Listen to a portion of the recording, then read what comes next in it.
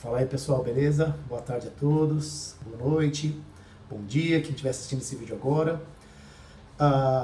Muitos já me conhecem, sabem que eu sou escritor, eu tenho 3 livros publicados, um romance lançado no passado, Miguelito Memórias, um livro de contos chamado Contos Suaves, muito interessante, e um livro que mistura contos com crônicas e com pequenas reflexões chamado Não é Conto Nem Fábula, Lenda ou Mito. Nessa pequena videoaula aqui que eu vou falar para vocês, eu quero falar a respeito da criatividade ao escrever um poema ou um conto. Para isso eu chamo a palavra criar, né? Quando a gente pensa em criatividade, evidentemente é criar. E aí eu coloco a palavra novo, que é criar o novo. E quando eu penso em criar o novo, é surpreender o leitor que esteja apreciando aquele poema ou aquele conto. Olha, evidentemente que não é uma fórmula para as pessoas serem criativas. Isso, ele, ao mesmo tempo que ele é uma realidade, ele causa uma sensação de frustração e também uma sensação também de distanciamento. Ou seja, como se de repente a criatividade fosse um dom. E evidentemente não é por aí. Por quê? Quando a gente pensa em criatividade, a primeira questão é você não se fechar. E quando eu falo se fechar, é você não desacreditar naquilo que está subtendido. E quando você pensa, por exemplo, em um poema, a criatividade de um poema não é a rima, necessariamente. Mar, luar, jogar, não. E muito menos também as metáforas. A criatividade de um poema, ela está dentro daquela sensibilidade de ser traduzido um cenário poético, mas com a força daquilo que está escondido ali. Um poema que nos arrebata, geralmente, ele tem um discurso escondido que é realmente a verdadeira mensagem daquele poema. Quando eu coloco a escrever, eu vou pontuando numa certa linha aparente de clareza, ou então de jogo de palavras, mas existe uma sutileza ali que aí vai depender do leitor, porque você traz algo universal que vale para hoje, valeu para o passado e valerá para o futuro, não importa quantos anos exista a língua portuguesa. Assim como para a poesia, o conto também ele tem esse elemento, ele é um elemento de surpresa, mas é um elemento revelador. E se é revelador é porque estava escondido. Então, quando a gente pensa em termos de ser criativo, é não ter medo, não recear explicar para o leitor tudo que você acha que tem que explicar. A verdade, e isso deveria ser levado muito em consideração para os aspirantes a escritores ou a escritoras, não precisa revelar absolutamente nada no texto. Você tem que deixar que o leitor descubra. Evidentemente, muitos escritores serão descobertos póstumamente. Ou seja, eles serão a genialidade dele não vai ser descoberta agora, e então aquela sutileza do estilo dele não vai ser descoberta agora, então somente gerações futuras vão resgatar esse escritor. O que é natural. É por isso que é uma arte. E quando a gente pensa em arte, a gente pode pensar naquilo que o ser humano faz, não para consumo imediato, mas como uma reflexão do seu próprio espírito para outros milhares de espíritos, sejam eles presentes, sejam eles futuros. O fato é que, para você utilizar a sua criatividade na hora de escrever um poema ou um conto, a regra básica e muito levada em consideração na crítica literária é o que o escritor está escondendo. Qual é o ponto que, ao ser revelado, vai causar uma surpresa reconfortante para o leitor. Aí a pessoa ela pensa o seguinte: mas isso ele nunca descobriu. Paciência. A arte ela tem esse elemento de você não faz a arte para ser descoberta, no sentido de facilitar as coisas. Você faz a arte para que ela, com o passar dos anos, se expanda cada vez mais.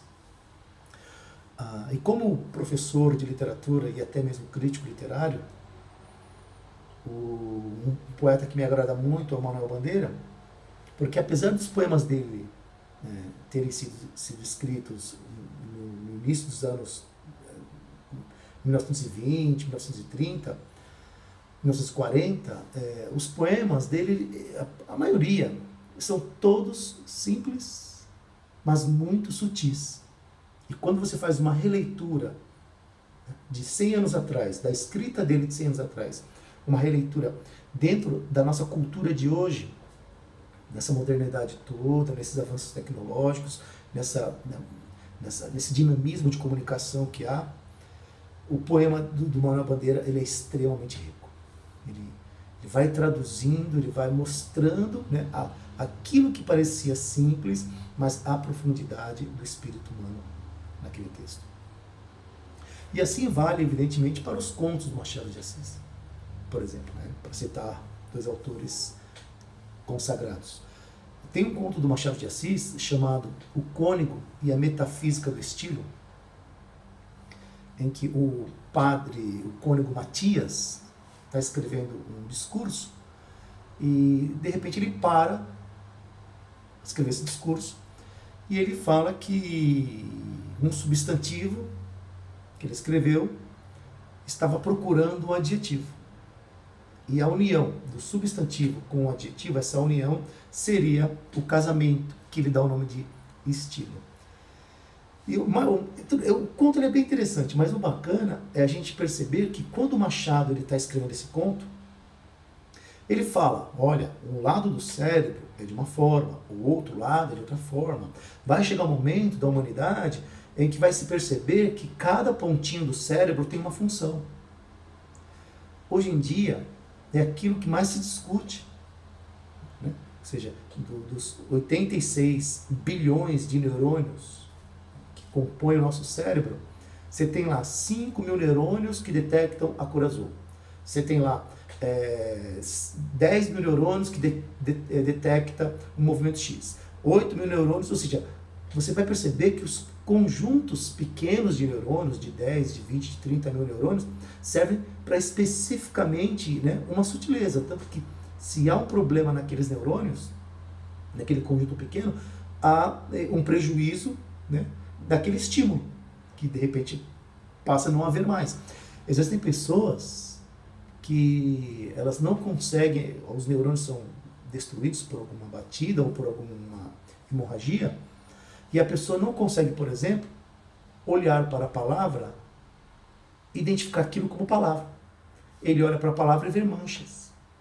De modo, isso, ele pega qualquer livro, pega um livro, ele pega um jornal, ele não consegue mais enxergar palavras. Ele enxerga todos os objetos, mas não enxerga as palavras, porque aquele pequeno conjunto de neurônios já foram destruídos. E por que eu evoco a neurologia moderna, ou atual? Porque o Machado, nesse conto, O Cônego e a Metafísica do Estilo, ele já está lá,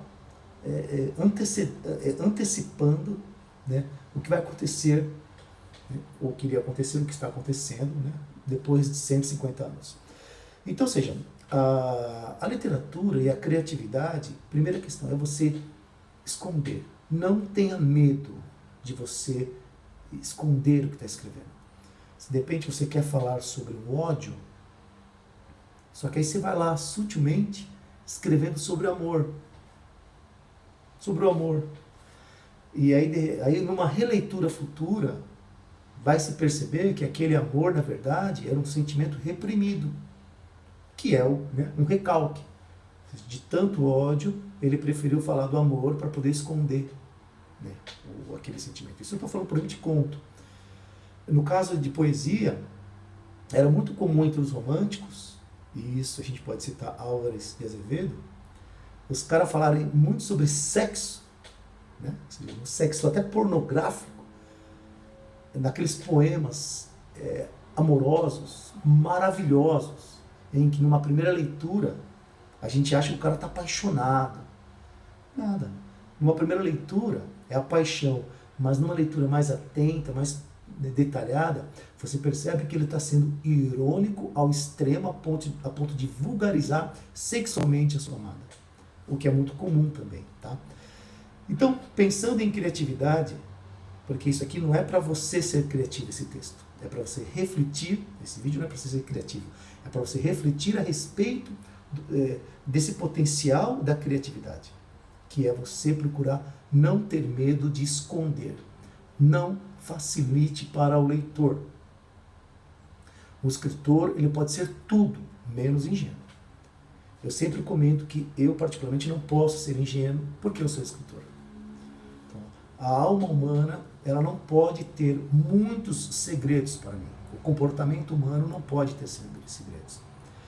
Agora, eu posso, né, me comportar de uma maneira tal que eu finjo que não estou entendendo, ou então que estou na média do comportamento, mas evidentemente que eu estou parcialmente ou quase que totalmente entendendo o comportamento humano, ainda mais quando é um comportamento humano já viciado, já esperado.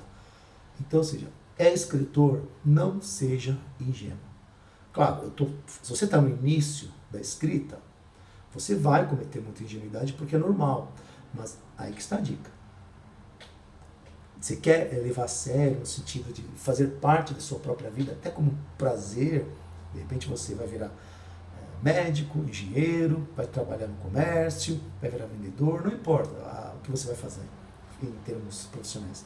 Mas se você tem esse prazer de enriquecer a língua portuguesa ou qualquer outro idioma com a sua criatividade, com o seu estilo, com a sua literatura, pensa nisso. Não facilite para o leitor. Explore mesmo.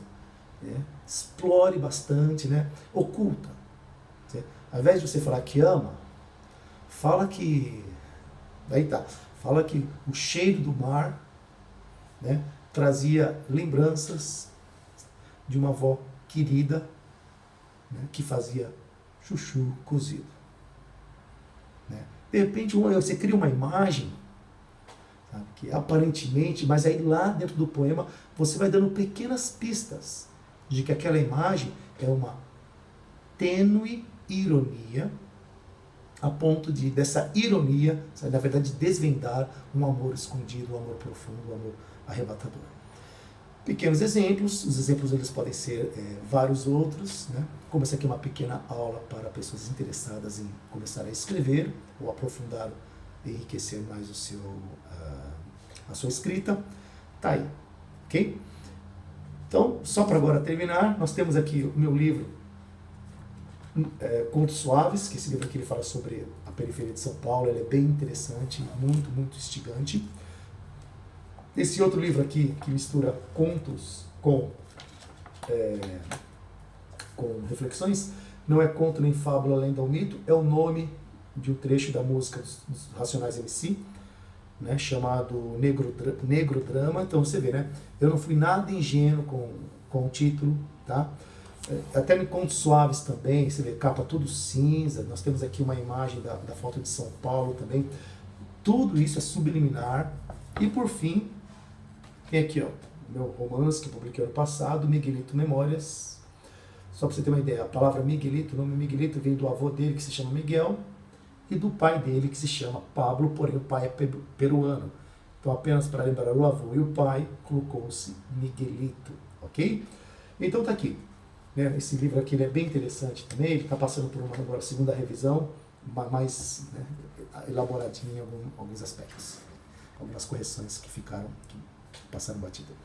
Muito bem, um abraço aí, fique com Deus, ouça esse vídeo aqui, 14 minutos, 15 minutos, com bastante atenção, comentem, curtam. A ideia dessas aulas que eu vou propor é para justamente dar uma instigada a mais do potencial criativo, literário de cada um, tudo bem? Um abraço, qualquer novidade, mandem aí uma mensagem. E podem me curtir lá no Instagram, escritor Flávio Notaroberto. Eu até fiz um desafio muito legal, que se chamava Desafio Poético, em que a pessoa me mandava uma foto, eu escrevia uma poesia, olhando para aquela foto, teve uma aceitação bem bacana, tá bom? E o meu Facebook, Flávio Notaroberto. Tem também a página, a fanpage, escritor Flávio Notaroberto. Um abraço aí, até o próximo vídeo.